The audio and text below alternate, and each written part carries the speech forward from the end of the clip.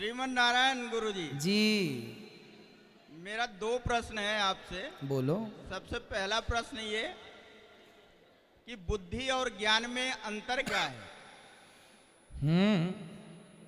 बुद्धि और ज्ञान में अंतर क्या है? अंतर क्या है? ज्ञान बुद्धि से मिलती है या बुद्धि ज्ञान से मिलता है? भाई ज्ञान सबके पास होता है, समझो। परिभाषा बताइए।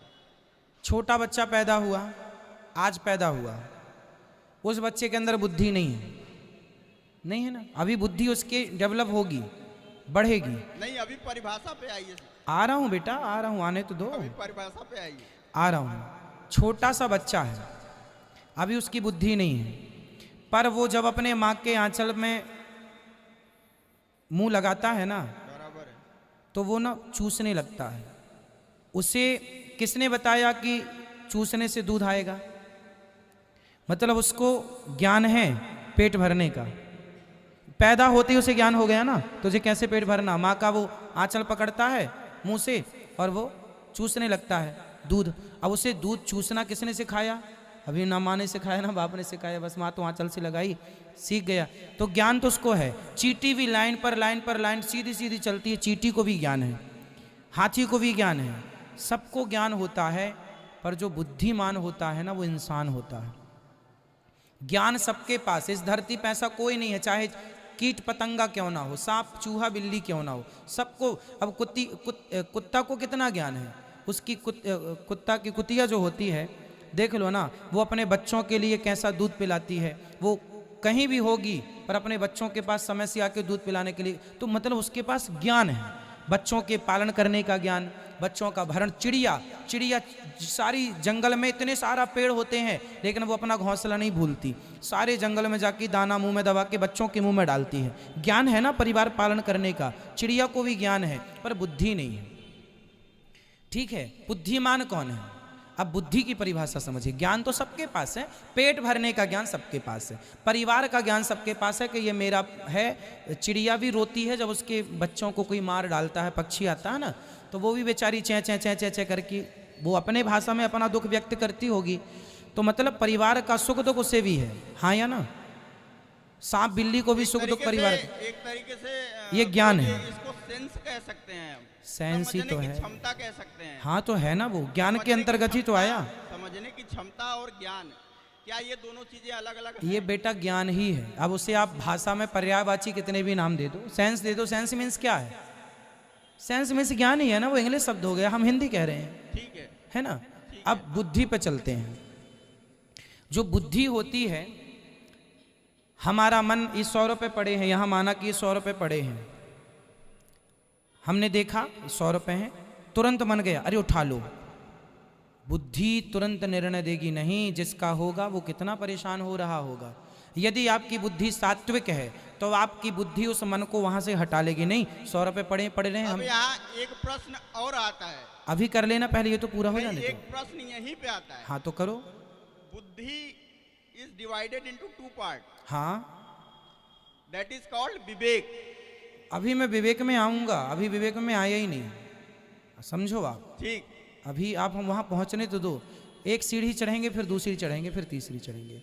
सुनो, हमारा मन जो है वो संकल्प विकल्प करता है। 100 रुपये पड़े हैं, उठाऊं कि ना उठाऊं, फिर बुद्धि निर्णय देती है कि उठाओ या ना उठाओ। अब बुद्धि कह दी कि भाई उठा लो, तो उठा लिया। तो बुद्धि सबके पास होती है, पर जो विवेक की आप बात कर रहे हैं वो सबके पास नहीं होता। बिनु सत्संग विवेक न होई, और राम कृपा बिनु सुलभ न सोई। अब आते हैं विवेक किसे कहते हैं। विवेक क्या है? जो आदमी विवेकशील होता है ना, विवेकशील होने के कारण कहा गया नरेंद्र को विवेकानंद, उनका नाम नरेंद्र था, परंतु विवेक होने के कारण, सेल्फ डिपेंड होने के कारण, मतलब जो विवेक होता है ना वो प्रेजेंट ऑफ माइंड होता है। आप, ये मेरी माँ है, ये मेरी माँ है, और आप माँ की आरती उतार रहे हैं, ये बुद्धि है। आप बुद्धिमान हैं इसलिए माँ की आरती उतारे, पर विवेक कहता है, एक मिनट, विवेक कहता है कि ये मेरी माँ नहीं, माँ के रूप में भगवान है। जो अपनी माँ को सिर्फ माँ माने वो बुद्धिमान हो सकता है, पर जो अपनी माँ को भगवान मानकर उसकी सेवा करे वो विवेकशील है। ये विवेक होता है। ये विवेक की परिभाषा है। मेरा क्वेश्चन ये था, कण कण में भगवान है, ये जानने वाला बुद्धिमान हो सकता है, पर जो कण कण में भगवान को महसूस करने लग जाए वो विवेकशील है। जानना और मानना दो बातें हो गई। अब बोलो आप। मेरा कहना ये था कि सही और गलत का निर्णय लेने की क्षमता जिसमें आती है वही विवेकशील होता है। हाँ, सही और गलत निर्णय लेने की क्षमता, भैया विवेक जो है ना सबके पास नहीं होता।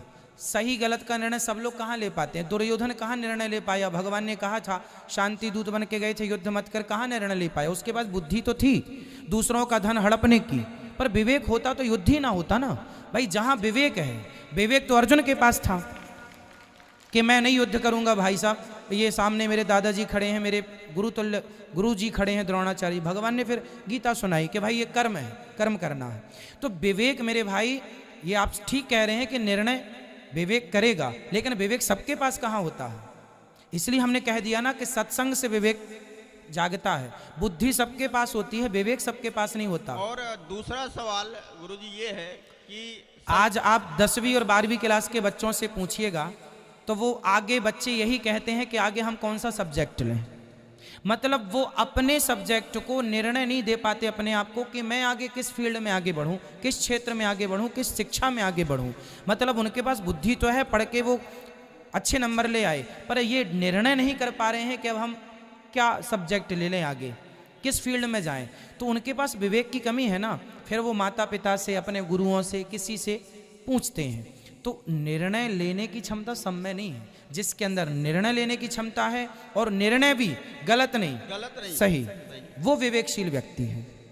आगे संस्कार की परिभाषा क्या है गुरुजी?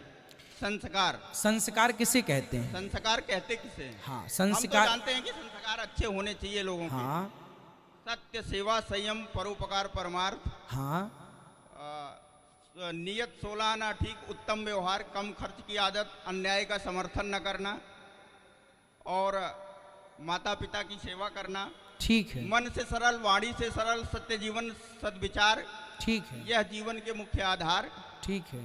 But if we talking about what is culture, संस्कार कहते किसे हैं? इसी को संस्कार कहते हैं जो आप कह रहे हैं।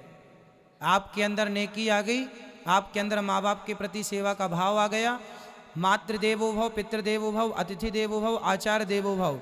जो सबका सम्मान करने लग जाए, छोटे से लेकर बड़ों तक का, जो मन से वाणी से किसी का दिल ना दुखाए, वो व्यक्ति संस्कारी है। जो किसी का दिल नहीं दुखाना चाहता, वो संस्कार की आपने परिभाषा दे दी। संस्कार की परिभाषा हमने दे दी, लेकिन आपसे एक प्रश्न ये है जी। कि कई बार आपने कथा में बोला भी है, पिछले 2 साल से हम आपका कथा श्रवण करते हैं जी। और कथा में प्रवचन भी आपने बोला है कि बच्चों को सबसे पहली शिक्षा माता पिता के द्वारा संस्कार की देनी चाहिए। ठीक है।